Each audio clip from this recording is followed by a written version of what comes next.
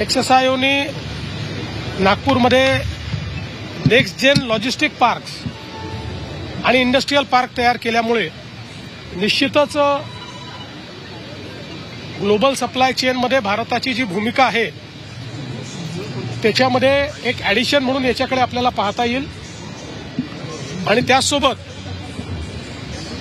एक नागपूरला जे लॉजिस्टिकल जिओग्राफिकल ॲडव्हान्टेज आहे त्या ॲडव्हान्टेजचा फायदा देखील अशा प्रकारच्या फॅसिलिटीच्या माध्यमातून या ठिकाणी घेता येईल आणि म्हणून एक्सएसआयओचे आशिष अग्रवाल यांचं मी मनापासून अभिनंदन करतो।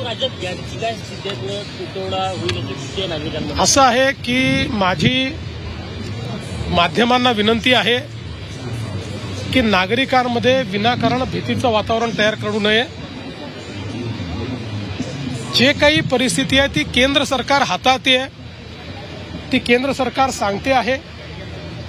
विनाकारण वेगवेगळ्या बातम्या दाखवून हे घडणार ते घडणार ते घडणार असं सांगून नागरिकांच्या मनामध्ये भीती आणि संभ्रम तयार करणं हे देशाच्या आणि समाजाच्या हितात नाही आणि काल हेच केंद्र सरकारने देखील स्पष्टपणे सांगितलेलं आहे। बजेटमध्ये नागपूर आणि विदर्भाला भरभरून मिळालेलं आहे, मेट्रो असो किंवा इतर इन्फ्रास्ट्रक्चर। कालच्या बजेटमध्ये महाराष्ट्रालाच भरभरून मिळालेलं आहे आणि मग महाराष्ट्राला जेव्हा भरभरून मिळेल तेव्हा विदर्भ कसा मागे राहील। त्यामुळे विदर्भाला आणि महाराष्ट्राला आणि मला असं वाटतं की अनेक गोष्टी असतील पण विदर्भाकरता सगळ्यात मोठा गेम चेंजरचा प्रकल्प हा वैनगंगा नळगंगा इरिगेशन प्रोजेक्ट जो आतापर्यंतच्या आपल्या इतिहासातला सगळ्यात मोठा नदीजोड प्रकल्प आहे त्याला आपण प्रशासकीय मान्यता देऊन काल बजेटमध्ये त्याची घोषणा केलेली आहे। मला असं वाटतं त्यामुळे विदर्भाचं चित्र पूर्णपणे बदलेल। कर्जमाफीची घोषणा केलेली आहे पण प्रत्यक्षात कधी लागू होईल आणि त्यांचं वरचं कर्ज आहे त्या बाबतीत अस्पष्टता आहे।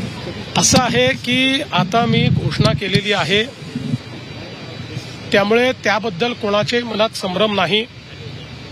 काही लोक वेगवेगळ्या गोष्टी पसरवण्याचा प्रयत्न करतात। कोणी म्हणतं राष्ट्रीयकृत बँकेची होणार नाही, कोणी म्हणतं जिल्हा बँकेची होणार नाही, कोणी म्हणतं या सोसायटीची होणार नाही, कोणी म्हणतं त्याची होणार नाही। आम्ही 2 लाखापर्यंत कुठलीही बँक असो ज्यांना पीक कर्ज द्यायचा अधिकार आहे अशा कोणीही दिलेलं पीक कर्ज हे आम्ही त्या ठिकाणी माफ करणार आहोत। केवळ आमचा प्रयत्न हा आहे माफी शेतकऱ्याला द्यायची आहे, बँकेला नाही।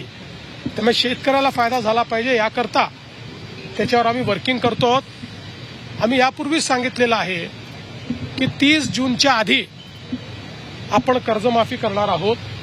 त्यामुळे आता बजेटमध्ये ती आली असल्यामुळे आता पुढच्या कारवाईला सुरू होईल। कमिटी याच्यावर काम करते, कमिटी बाकी सगळ्या गोष्टी या ठिकाणी सांगेल। एवढंच सांगतो जुन्या कुठल्याही कर्जमाफीपेक्षा चांगली ही कर्जमाफी असेल। शेतकऱ्यांना आता मोठा दिलासा मिळणार आहे।